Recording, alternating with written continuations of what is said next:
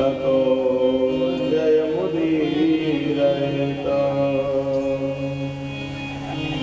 परम मंगलमय भगवत स्वरूप श्रीमद् भागवत महापुराण सप्ताह ज्ञान यज्ञ में आज सप्ताह के हिसाब से प्रथम और महात्मा को जोड़ें तो दूसरी भागवती सभा में हम आप सब एकत्रित हैं। जीवन भी एक सभा है और जीवन में सभाएं सभी को बहुत सारी करनी पड़ती हैं। कहीं स्कूल की मीटिंग, कहीं मित्रों के साथ मीटिंग, कहीं ब्याह की सभा, कहीं तिलक की सभा, बहुत सारी सभाएं होती हैं। तो जितनी भी संसार में सभाएं हैं उन सभी सभाओं में ये भागवती सभा जो है ये सर्वश्रेष्ठ। पूरी खाए के लाने भीड़ लग जाए तो कौन बड़ी बात है, व्यवहार के कारण भीड़ लगे तो कौन बड़ी बात, या किसी के मरने जीने में भीड़ लगे तो कौन बड़ी बात, हो तो व्यवहार संपादन है। बिना पूरी के और बिना मरने दिए, बिना कष्ट के, बिना तकलीफ के, और लोग इकट्ठा होके भगवान के बारे में चिंतन करने के लिए बैठते हैं। अलग अलग सभाओं में अलग अलग एम्स होते हैं, उद्देश्य होते हैं नारायण, लेकिन भागवत की सभा में भगवान ही एकमात्र उद्देश्य हुआ करते हैं। तो जितने भी संसार में सभाएं हैं उन सभी में यह भागवती, यह सत्संग की सभा सर्वश्रेष्ठ है। इस सभा से इहलोक तो बनता ही है, परलोक भी नारायण सुधरता है, परलोक भी बनता है। और इस सभा की प्राप्ति मनुष्य के अपने चाहने से नहीं होती। कोई ये ना सोचे कि हम भागवत में जा नहीं रहे, जाते नहीं, हमें क्या करना है सुन के, हमें तो आता है, ऐसे ना सोचे। नारायण भागवत में जाने के लिए बहुत बड़ा लक्ष्य चाहिए, बहुत बड़ा प्रारब्ध चाहिए। अजामिल की कथा आपने सुनी होगी। तो अजामिल के यहाँ जब साधु गए और उन साधुओं ने भोजन वोजन करके सवेरे अजामिल से कहा हमें दक्षिणा दो, हम जाएंगे। तो अजामिल नाराज हो गया, बोले मैं डाकू हूँ, मैं दूसरे साधु महात्मा का धन छीन लेता हूँ और आप मेरे यहाँ आके रात भर बने भी रहे, भोजन भी किए, मुझे से दक्षिणा मांगते हो। तो साधुओं ने कहा हमें रुपया पैसा धन और कपड़ा नहीं चाहिए। तो बोले फिर आप मुझे माला पकड़ा दोगे कि माला जपो, यही मांगोगे, साधु लोग यही ज़्यादा कहते हैं। तो उन साधुओं ने कहा कि नहीं अजामिल, हम तुम्हें मंत्र जपने को नहीं बताएंगे, क्योंकि तू कभी मंत्र जप ही नहीं सकता है। तू इतना बड़ा पापी है, इतना निखिद्ध है, इतना भ्रष्ट हो गया है कि तू चाहेगा भी तो मंत्र नहीं जप पाएगा। तो लोग ये ना सोचे कि हम बहुत मॉडर्न हैं इसलिए मंत्र नहीं जपते, माला नहीं जपते। नारायण कर्म में नहीं लिखा तो कहाँ से जपिए, हाँ प्रारब्ध में ही नहीं। तो काम बहुत है या बातें बहुत हैं इसलिए हमें भागवत में नहीं जाना, ऐसा नहीं सोचना चाहिए। जिसके ऊपर परमात्मा की अतिशय कृपा होती है वो ही इस भागवती सभा में आता है, आने का मन बनाता है। और कितने लोग तो मन भी बनाते हैं, लेकिन ये कलिकाल जो है नून तेल और लकड़ी में ऐसा उलझा देता है लोगों को कि चाह के भी सत्संग का अवसर जीवन में मिल पाता नहीं है। तो एक बात तो निश्चित है कि हम आप भगवान के बड़े लाडले प्यारे हैं, क्योंकि उन्होंने ऐसे कलिकाल में भी हम आपको पावन सत्संग का सुअवसर दिया है। ये अवसर सभी के जीवन में रोज रोज नहीं आता। तो इस भागवती सभा में जो भी बैठे हैं नारायण, भगवान के चरणों में कोटि कोटि धन्यवाद देते हुए और भगवान को प्रणति पुरस्कार निवेदन करते हुए आइए भागवत की इस दिव्य कथा में और भागवत की महासागर में गोता लगाएं। अब सागर तो अपार होता है भैया, सागर की कोई था होती नहीं है, लेकिन जिस गोताखोर में जितनी शक्ति होती है वो अपनी अपनी शक्ति के अनुसार गोता लगाते हैं और मोती ढूंढ ढूंढ नीचे से निकाल निकाल लाया करते हैं। तो नारायण, हम आप सब अपने ज्ञान भक्ति और वैराग्य रूपी शक्ति से इस भागवत रूपी अथाह महासागर में गोता लगाएंगे। नारायण, भागवत प्रारंभ करने से पहले पौराणिकों का ऐसा नियम है नारायण कि भागवत या कोई भी पुराण या महाभारत पहले नारायण का स्मरण करना चाहिए, तभी ये भागवत बुद्धि में और हृदय में बैठती है। हाँ, नहीं तो ऊपर ऊपर निकल जाती है नारायण। ढेर जाने के तो एक कान से घुस के दूसरे कान से निकल जाती है और बहुत लोगों के तो कानों में नहीं घुस पाती नारायण। हाँ, वो शरीर लिए बैठे रहते हैं और मन यहाँ वहाँ लगा रहता है, बातों में लगा रहता है, तो कान में भी घुसती नहीं है। तो इसके लिए सिर्फ मनुष्य का मन मस्तिष्क पर्याप्त नहीं है, दैवी शक्तियों की जरूरत पड़ा करती है, क्योंकि भागवत में जो भी ज्ञान बताया गया है ये लौकिक नहीं है, अलौकिक है नारायण। इससे आपका संबंध उस सत्ता से हो जाएगा जो सत्ता नाश होने वाली नहीं है। हमारे आपके शरीर में जो है नारायण दो तरह की शक्ति है, दो तरह की प्रॉपर्टी है, एक नश्वर संपत्ति और एक शाश्वत संपत्ति, एक स्वतंत्र संपत्ति और एक परतंत्र संपत्ति। इसके बारे में अभी विस्तार से बताया जाएगा। तो कथा प्रारंभ करने से पहले सबसे पहले नारायण का स्मरण करना चाहिए। अब प्रश्न आता है कौन से नारायण का स्मरण करना चाहिए? नारायण तो वैसे तो हम तो उस मान्यता के हैं जो मच्छर चींटी में भी उसी एक नारायण को देखते हैं, दूसरा मानते ही नहीं है, लेकिन फिर भी व्यवहार में दिखता है। कौन से नारायण का स्मरण करें? राम भी नारायण है, कृष्ण भी नारायण है, नरसिंह भी नारायण है, हयग्रीव भी नारायण है, नारायण कच्छ मच्छ वाराह सभी नारायण हैं। तो कौन से नारायण का स्मरण करके भागवत सुनना या कहना है, जिससे कि वो हमारे समझ में आवे, हमारा कल्याण करे? तो बताया वो नारायण भगवान जो बद्री विशाल में बैठे हैं। वैसे तो ये पूरी दुनिया और पूरा यूनिवर्स उसी परमात्मा ने बनाया है नारायण, कोई दूसरा बनाने वाला और चलाने वाला नहीं है। परंतु भारत भूमि वाले लोगों के ऊपर परमात्मा की विशेष कृपा है, अतिशय कृपा है, अतिशय कृपा है।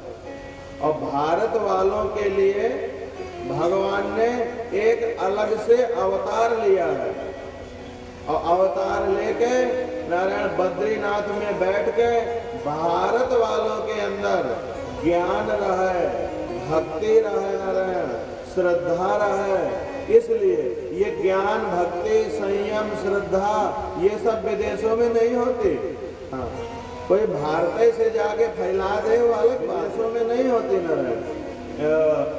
भारतवर्ष में ही भक्ति ज्ञान संयम सदाचार इनका महत्व है। भारत में कभी भी पद के कारण या पैसा के कारण किसी की पूजा नहीं हुई। भारत में जो त्यागी हुए हैं उनकी पूजा हुई है। भारत में जो संयमी हैं सदाचारी हैं वो पूजे जाते हैं नारायण, वो आदरणीय हैं। यहाँ पर नारायण भारत भूमि में धन पद सौंदर्य अन्य अन्य चीजों से पूजा नहीं जाता है नारायण। भारत में तो जो संयमी है सदाचारी है, जो भक्त है, जो ज्ञानी है उसी को हमारे भारतवर्ष वाले अपना सिरमौर बनाते हैं। भारत में धन के या वैभव के या पद के कारण किसी की पूजा नहीं होती है। तो ये भारत भूमि तपोभूमि है और इस भारत में लोगों के अंदर ज्ञान बना रहा है, तप बना रहा है, भक्ति बनी रहा है, इसके लिए और ये लोग सुरक्षित रहे, इनके वंश परंपरा आगे बढ़ती रहा है। विदेशियन को वंश परंपरा की इतनी चिंता नहीं होती। हाँ, भारत में ही नारायण कुल परंपरा, वंश परंपरा, हमारी गोत्र की परंपरा अक्षुण्ण चलती रहा है, इस पर चिंतन होता है। तो भगवान नारायण स्वयं जो है नारायण एक अवतार अलग से बना के, और ये तपस्वी का अवतार है भगवान का। आप लोग तो बद्रीनाथ गए होंगे, बद्रीनाथ में लक्ष्मी जी भगवान के साथ नहीं बैठती, भगवान बैठाते नहीं है, कहते हैं मैं यहाँ तपस्या करने आया हूँ और तू यहाँ क्या करेगी। तो लक्ष्मी जी बाहर बैठी हैं मंदिर में, और बद्रीनाथ तपस्वी है नारायण, वहाँ बड़ा माइनस टेम्परेचर हो जाता है, ठंडा रहता है, बर्फ पड़ती है। अपने भक्तों के लिए भगवान ने नारायण गरम गरम पानी की व्यवस्था की है। अगर वहाँ गरम पानी ना हो तो लोग बीमार हो जाए। हाँ, तो गरम गरम पानी की व्यवस्था की है। और भगवान के लिए नारायण ठंडा ठंडा पानी पुजारी जी 3:30 बजे भर के ले जाते हैं, नारायण स्नान कराते हैं। माने तपस्वी जीवन है भगवान का, और वो तपस्या किस लिए करते हैं? कुछ पाने के लिए, कुछ प्राप्त करने के लिए तपस्या नहीं करते हैं। जब भगवान नारायण ने अतिशय तपस्या की, नारायण ने 2 रूप बनाए, नर और नारायण, 2 रूपों में भगवान बद्री विशाल में तप करते हैं। तो इंद्र को ऐसा लगा कि ये नारायण कहीं तप करके मेरा राज्य न ले ले, और इंद्र ने भगवान का तप भंग करने के लिए अनेकों प्रयत्न किए। अंत में उसने कामदेव सहित अप्सराओं को भेजा, और उस कामदेव ने 5 बाण चला दिए भगवान पर, परंतु भगवान का ध्यान अपनी स्थिति से टसमस भी नहीं हुआ। और जब वो सभी कामदेव सेना सहित वापस जाने लगे निराश होकर, तो भगवान ने आंख खोली और उन्हें रोका और कहा कि तुम क्यों व्यर्थ में परेशान होते हो मेरे लिए। कामदेव कहते हैं नारायण मुझे क्षमा करना, इंद्र ने हमें भेजा है। तो भगवान ने अपनी छाती के हृदय में नारायण उर में एक बाल को छुआ भगवान ने अपने, और उनके बाल से उर्वशी निकली, उर्वशी, और उसके सामने नारायण जितनी अप्सराएं थी वो दासी की तरह दिखने लगी, वो ऐसी सुंदर थी। तो भगवान ने कहा इंद्र को मेरी तरफ से ये भेंट दे देना और कह देना कि इंद्र जैसे सिंहासन, इंद्र जैसे पद मैं अपने रोए से प्रकट करता हूँ। रोम रोम प्रतिवेद कहें, वेद ऐसा कहते हैं कि उनके एक एक रोए से अनंत अनंत ब्रह्मांड निकलते हैं नारायण। तो जिसके रोए से ब्रह्मांड निकले वो किसी एक ब्रह्मांड का इंद्र बनने की क्यों इच्छा रखेगा नारायण। और इन सब से मुझे कोई प्रभाव नहीं पड़ता।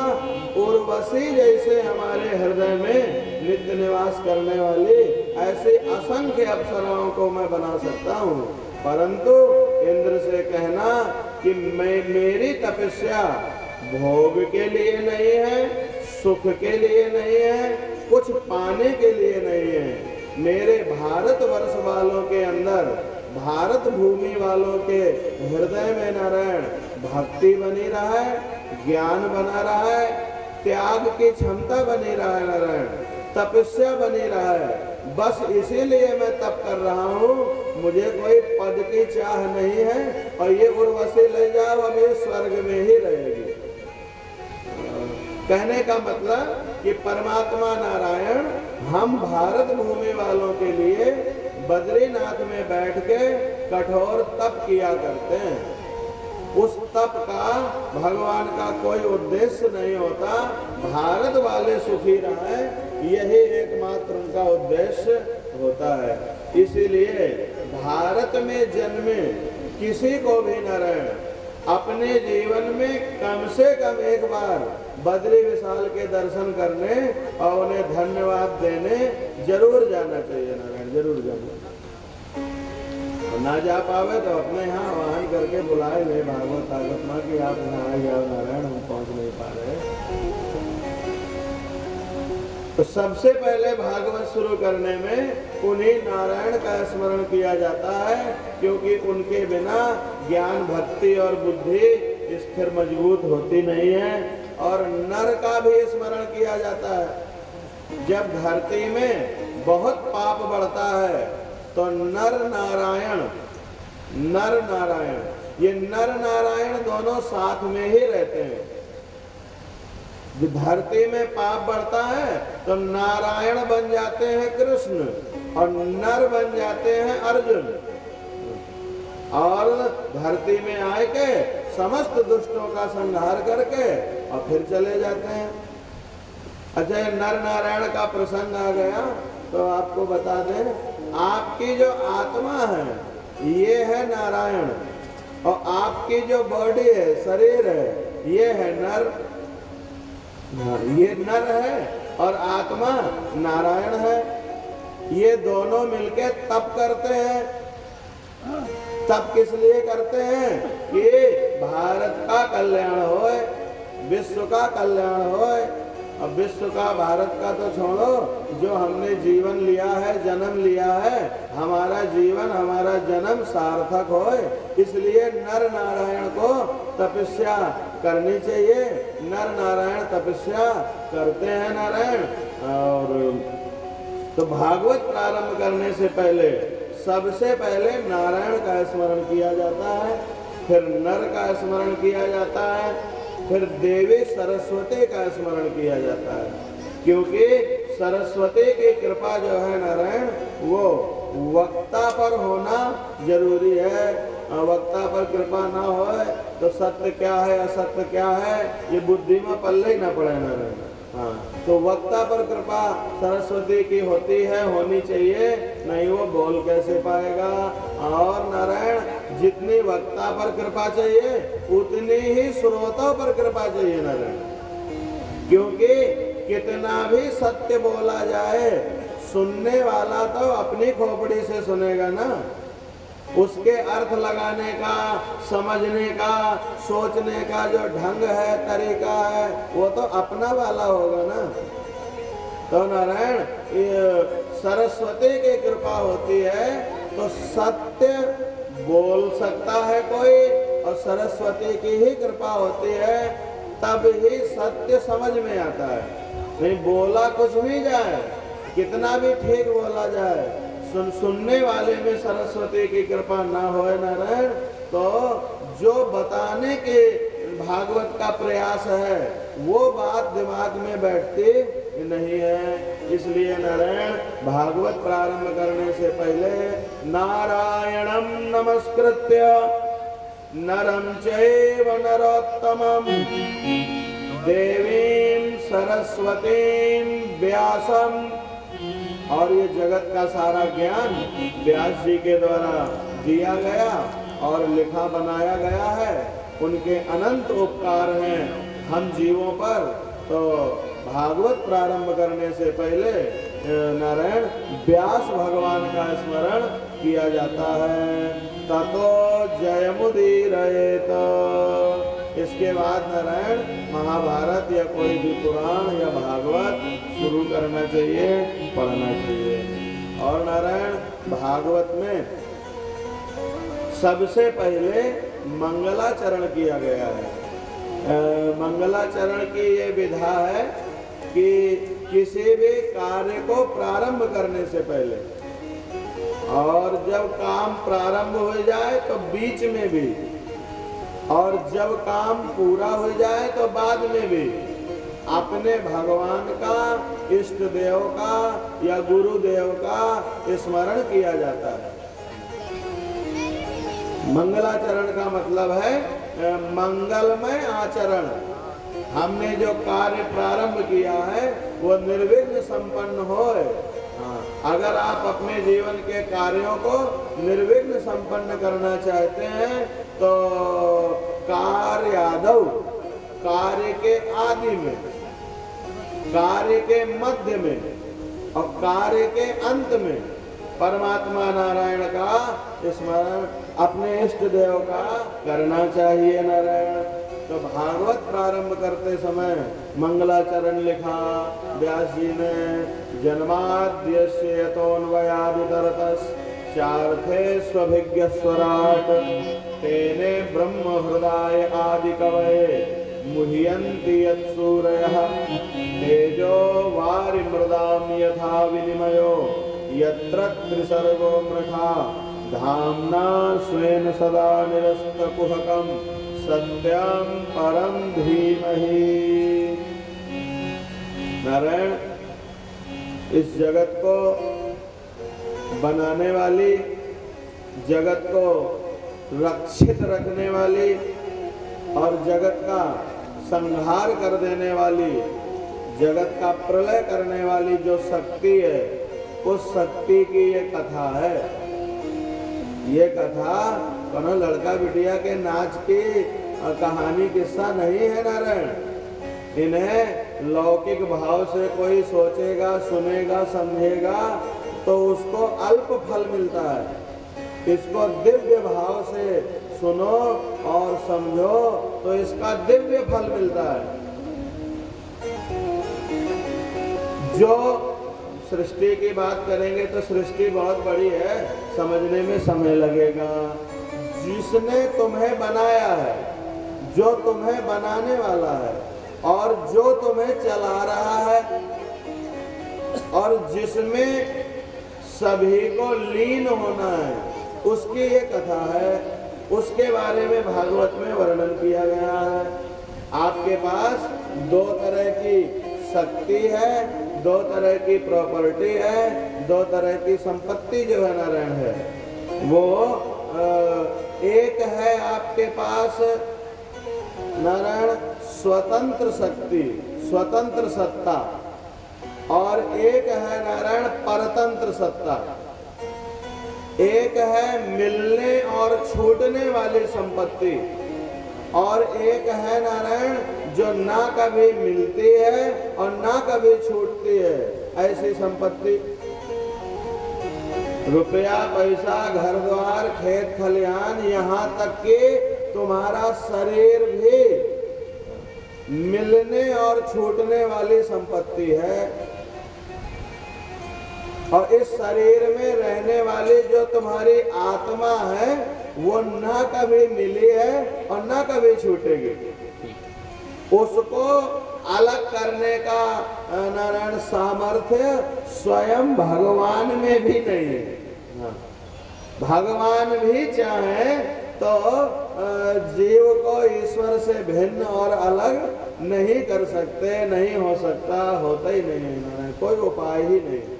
तो एक ऐसी शक्ति है जो मिलने और छूटने वाली है और एक ऐसी शक्ति संपदा है नारायण जो ना कभी मिलती है ना कभी छूटती है, वो सदैव रहती है। एक ऐसी सत्ता है जो स्वतंत्र है और एक ऐसी सत्ता है जो परतंत्र है। अब आपका शरीर ही देख लो, घर द्वार तो परतंत्र है ही है, खेत खलिहान तो परतंत्र है ही है, आपका शरीर भी परतंत्र है। ये भोजन के, पानी के और नाक मुंह दवाई दे किसी का तो पता लग जाएगा कि सांस के भी बिल्कुल बंधुआ है नारायण, परतंत्र है। और भोजन पानी श्वास तो हमने बिल्कुल इम्पोर्टेंट बातें बताई हैं। और भी चीजन के परतंत्र है, कपड़न के, जूता चप्पलन के, टीवी के, फोन के, गाड़ी के, बहुत सारी चीजों के परतंत्र हो गया है। और तो ये जो कथा हम सुनाने जा रहे हैं वो जो परतंत्र सत्ता है उसकी नहीं, उसके बारे में तो आपको बहुत पता है नारायण। ये जो परतंत्र सत्ता है उसकी कथा भागवत नहीं है। वो जो स्वतंत्र शक्ति तुम्हारे अंदर बैठी है, उसका परिचय प्राप्त करने के लिए, उसको जानने समझने के लिए उसकी कथा है भागवत में। भागवत में वो जो परतंत्र है, वो जो मिलने और छूटने वाला है, उसके बारे में भागवत में तुमसे संबंध कराने का कोई उद्देश्य नहीं है। उससे तो तुम्हारा संबंध खुद ही है नारायण। वो जो परम स्वतंत्र सत्ता है, आत्मा है, उसके ज्ञान, उसके परिचय का नारायण ये पुराण है। और उस आत्मा के बारे में बताने में भैया बड़े बड़े विद्वान मोहित हो जाते हैं, बड़े बड़े विद्वान। आत्मा ये बात लोग समझ और जान नहीं पाते हैं। हाँ, सदगुरु ना मिले नारायण तो कई कई जन्म बीत जाते हैं, लोगों को ये ख्याल नहीं जाता कि भगवान माने जो सबके अंदर बैठ के सबको चला रहा है नारायण। सबको चलाने वाला जो है, 3.5 हाथ के शरीर को जो शक्ति चलाती है उसको कहते हैं आत्मा। और पूरे ब्रह्मांड रूपी शरीर को जो शक्ति चलाती है उसको कहते हैं परमात्मा। तो जो ब्रह्मांड को चलाने वाले परमात्मा है, कहा भैया तुम ब्रह्मांड से बाहर के हो का? वही परमात्मा तुम्हें भी चला रहा है, आत्मा बन के बैठा। अब 3.5 हाथ के शरीर का हमें परिचय है, इस शरीर में हमें अहम है, इसलिए इस शरीर में जो आत्मा है उसको तो हम अनुभव कर लेते हैं कि हाँ है तो कुछ। और नारायण वो जो ब्रह्मांड रूपी आत्मा है, ये पूरे दुनिया का आकाश